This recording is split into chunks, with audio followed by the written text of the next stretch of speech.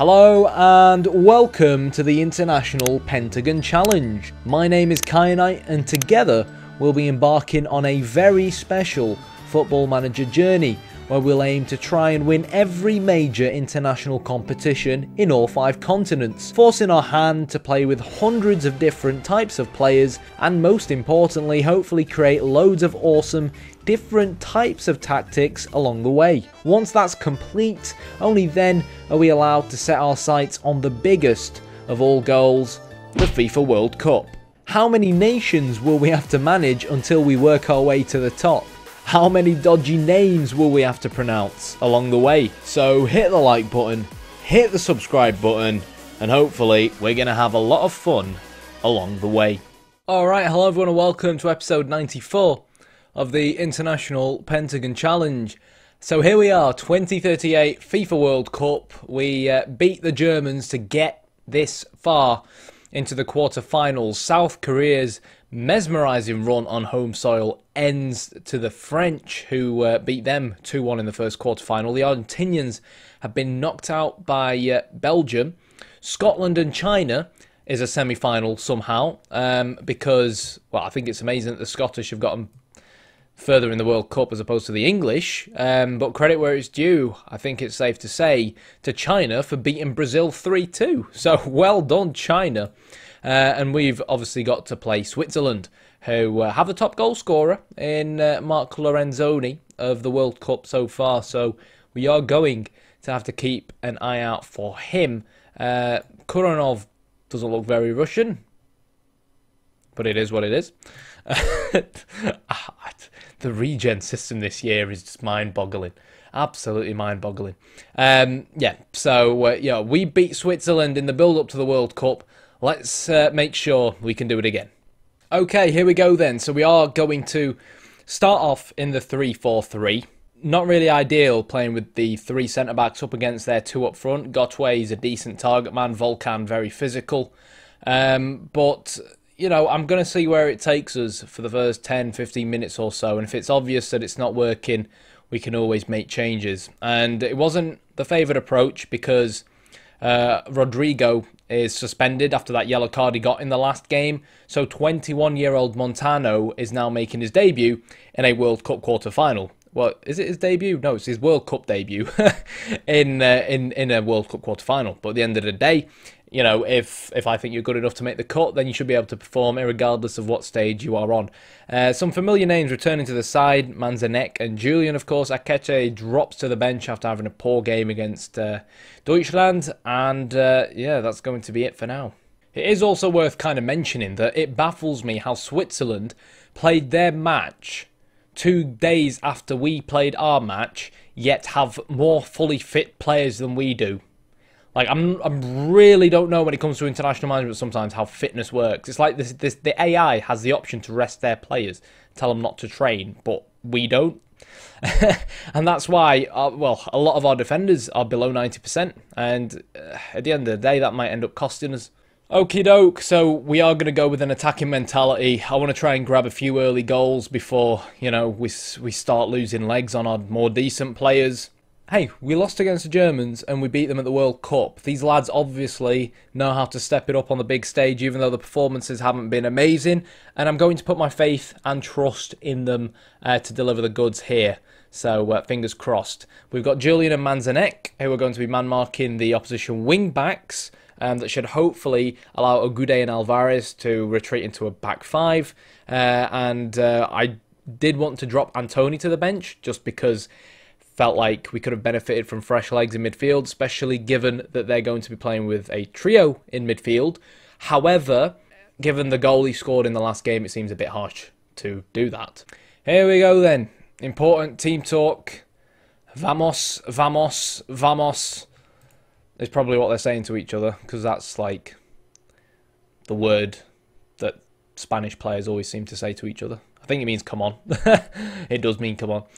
But here we go. Here goes nothing. I do feel like we could struggle centrally with their 2 strikers up against our 3 centre-backs. But let's give it a bit of time and see what happens. Ogude with a pass towards Julian, who's going to be really looking to try and prove a point to make sure he doesn't really get dropped again. and Antony is still as clumsy as he was towards the end of the last game, which is nice to see. But then again, if my players could be as fresh as the AI players, we'd probably be laughing. But that to one side, ranting to one side, we win a corner. Step up Mr. Miguel to make it 1-0. No, okay. Fair enough. Like, we saw the other teams that are still in this World Cup at the start of the episode, and it feels like if we can get past Switzerland and avoid someone like a France or someone like that, because Holland got knocked out as well, we could be laughing. So 15 minutes in, we've not really created much, but then again, Switzerland haven't either, and to be honest, teams don't tend to create much against us, but when they do, it's on the counter-attack and they hit us hard and hit home. So it is really important for us that we can not only create more chances to increase the chances of us scoring, but take the chances when they do come to us. And, well, okay, hello, that ball just slipped from his hands. And it is really important that that final ball within the final third as well is of a high level of quality. So Alvarez whips the ball into Sebastian. And well, I didn't really expect Sebastian to head that wide. It was really handed to him on a plate. Poor defending from one of the three centre-backs that Switzerland have on the pitch. They are poor passers of the ball, are Switzerland, hence why I do feel like this get stuck in, high-pressure, attacking mentality, high tempo from us will benefit us in the long run. Again, I've said this before, managing different teams. Football Manager just scares me in these kinds of situations when teams are able to hit you on the counter-attack and when you're not able to take your chances at the other end, because you could completely dominate a game, have plenty of chances, but just not find that one killer chance that hits the back of the net. And yeah, you end up losing a game that you don't really deserve to lose.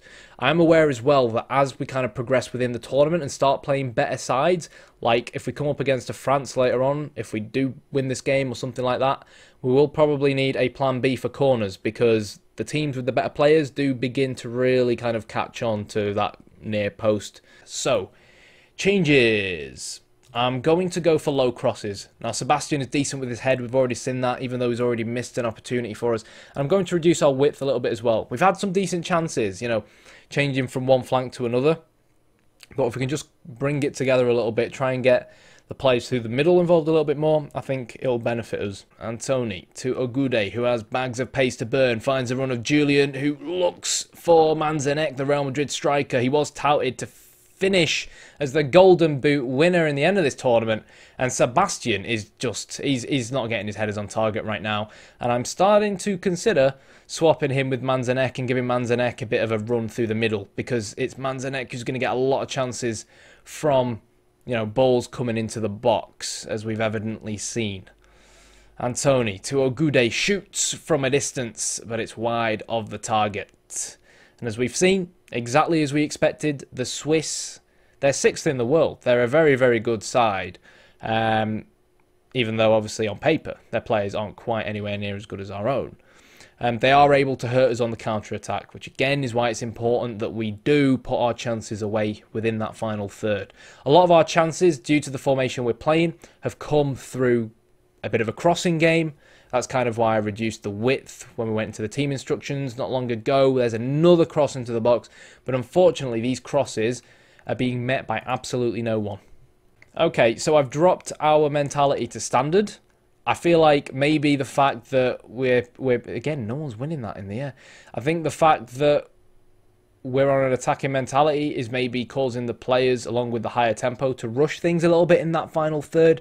It's stretching us a little bit too wide, and that's what's resulting in a lot of wasteful crosses going into the box. So while it might seem somewhat counterintuitive to turn down our mentality, it's worth a shot for at least 10 minutes or so. Hill, Antony finds Ogude, who passes the ball nicely to Julian, who drilled the ball across the goal, and again we end up giving it away. And then with the two up front for Switzerland, they always look like they're going to look to try and play one of those two strikers in up against our back three. And to be honest, we'd actually probably benefit more from playing a back two and anchor man, because when you play with a back three, the two on the side stretch, and it actually ends up being like a 1 versus 2 in the central areas sometimes. So it's important that those three centre-backs remain switched on for us. Volkan Yildiz finds Gotway, who shoots, and it's a good and very fortunate save for us, really, from Villanova. I think if it's still 0-0 going in at half-time, it might be worth switching things around, going to the 4-3-3. And while, again, it might seem like we're going from 3 strikers to the 4-3-3, where we're playing with a lone guy up front, I feel like playing that anchor man. And it's hard to do it because of the personnel we have available, because obviously Rodrigo is suspended. If we do that, it might hopefully allow our wing-backs to get forward a little bit more. And partner that with short passing directness. We'll hopefully see more drilled balls into the box. Even though, to be fair, Sebastian's had a lot of luck winning those aerial headers that are going into the box. It's just that he's not been getting those chances on target, which is really disappointing. Should have really scored there again. Player of his calibre. I mean, I say player of his calibre, but he plays for West Brom. But I think at the moment West Brom are kind of like a regular team in the Europa League. So yeah. I feel like Manzanek suits to stay out more on that right-hand side just because of the pace that he has. But let's see. Can we grind out a chance here? Agude. The ball somewhat falls to Julian, right-footed, and, well, tried to find Weiss on the edge of the box, but again, it's giving the ball back to Switzerland, and we are able to recycle, but again, they look a threat on the counter-attack. Manzanek drills the ball across the goal, and Sebastian, third time lucky, I think that is, from a cross, does eventually find the back of the net. Good assist from Manzanek, and are we going to win 1-0 again? That is the real question. Now, we're going to start seeing more and more direct balls towards that front too from the Swiss. So for that reason, we are going to drop our defensive line a little bit as well. But I think we will be able to see things out until half-time. They have had the one clear-cut chance of the game, and that's often what happens when you play on the counter-attack and are up against a attacking team like us. Oh, for God's sake! Oh, I didn't do a half-time team. I accidentally clicked twice. Oh, my God. Okay, so we're sticking with what we've done. I mean, half-time's passed. How annoying is that? Like, you think about Football Manager. I'm not trying to come up with excuses here, but Football Manager and the amount of, like, warnings you get that say, are you sure you want to do this? Yet when it comes to your team talk, it's not there. It's like it exists in places where you don't really care about, like every time you submit a contract or something stupid like that, but doesn't exist in that kind of situation there. And the reason why it's frustrating is because team talks and the morale game in Football Manager plays such a heavy role in how your players do. Come on, referee. He just bloody clotheslined my player. But anyways, we have made a substitution. And that's Antony coming off for a bit of a rest in favour of Ibar. Ibar's been moved to the kind of deep line playmaker defend position, which means that Hill has moved across midfield into the more supportive deep line playmaker position. So Julian is probably going to have a crack from there, but it is saved by Serkan Pekka. But early in this second half, we have had most of the chances. I think players that could potentially come on include Ekete. As the half progresses, we'll consider whether or not we want to go to a back four. It depends really on how much of a threat Switzerland are on the counter-attack. They were a threat in the first half, but players are obviously going to start getting a little bit more tired. And so far, based on what we've seen, all the chances have been us, until obviously players start giving the ball away stupidly, as unfortunately we saw in the last episode as well. Can we make it 2? The answer, I was going to say the answer is yes. I'm not quite sure. Was that a really good save? Was that a poor header from Sebastian? I'm really not quite sure, to be honest. Disappointing that. Despite what I said, I'm going to move Manzanek out to the right-hand side because we can. I'm actually going to play Ekete as a false 9 down this side as well. In terms of other changes we could potentially make, I think we can afford to drop the tempo a little bit here and reduce our passing directness. That way we're less susceptible towards making errors. And really, I feel like we'd benefit mostly from a change in the middle of the park. Like, Hill isn't going to be used to us for the remainder of this match, or, you know, for the semi-final should we get there if he is just knackered. So the real trick here is who comes on. It is going to be Cervera. We do sometimes play him at right back when we're playing 4 at the back, but he can play in the middle of the park as well as full back. So rather than go out, or rather replace the right mid in Alvarez with a more defensively able player, we'll end up putting that more defensively able player in the central areas. Agude there with a very Very good opportunity to put us 2-0 up. A second goal here would probably kill things off. But it's important that the lads remain focused on the game. Ensure they remain concentrated.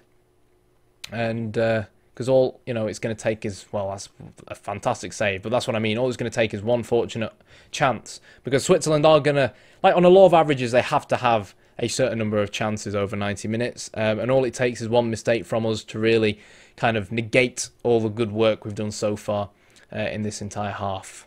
So, new blood coming on, a striker, up against a very tired defence of ours. So, I'm going to look to now change Ogude to a wing-back.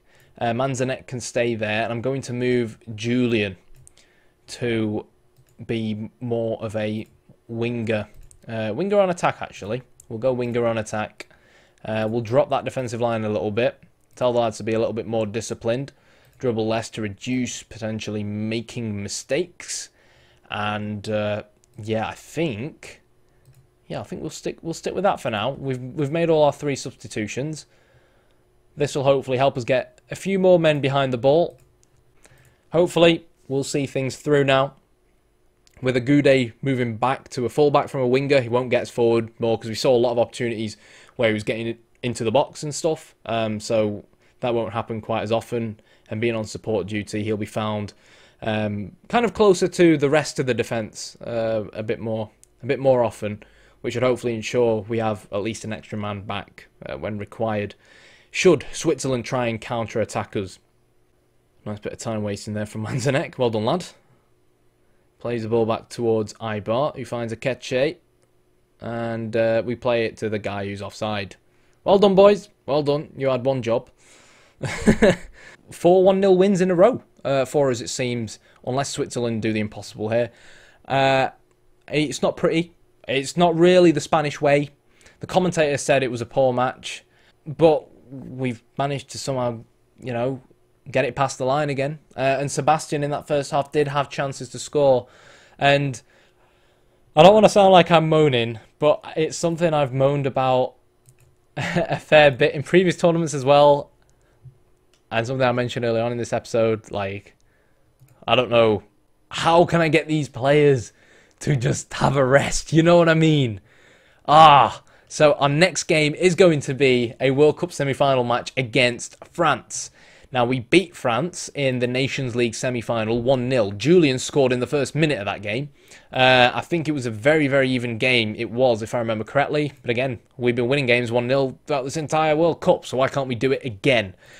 This is the furthest we've ever reached in a World Cup. Reach a semi-final, which isn't bad. A 1-0 win would do me just fine. And it's going to be Belgium up against either Scotland or China in the other semi-final. So it does kind of feel like if you can beat France at this point, and then you'll just have to play Belgium, Scotland or China, Spain or us will, without shadow of a doubt, end up being the favourites. But until the next episode, if you enjoyed the video, hit the like button, hit the subscribe button. Just a quick reminder, as you're watching this video, I am on holiday. I'm going on holiday for 3 weeks. Apologies if you've heard this in a previous video before. I feel like I need to re-mention it. Depending on how much I record, depending on how much I edit, just to put into context how far back this was recorded, today's the day that Germany got knocked out of the 2018 World Cup. So, you're probably watching this a few weeks ahead. If I don't manage to edit enough videos on time before going out on holiday, because I will not have a laptop or a computer with me, let alone a decent internet connection, yeah, you might reach a point where you'll get uploads twice a week, depending on how I've scheduled it in advance, and I can't tell you because I'm not from the future. So, if you enjoyed the video, hit the like button, hit the subscribe button. Thanks for watching.